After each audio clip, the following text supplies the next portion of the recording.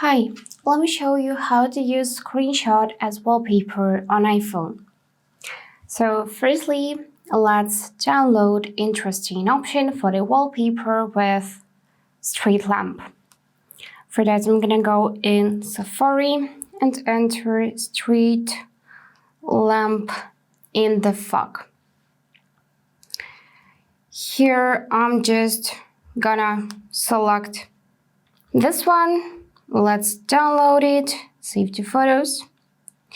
And now go in photos, find it here, and let's screenshot it to make it on full screen. Great. Now the screenshotted option, we just need to click share icon, choose to use as wallpaper. Now adjust it so the lamp will be just under the time, and click add, and then set as pair. And now each time you will unlock your phone, you will see like this cool animation that lamp lights up like that. That's it for today. If this video was helpful, please subscribe, like and comment. And I wish you all the best. Bye bye.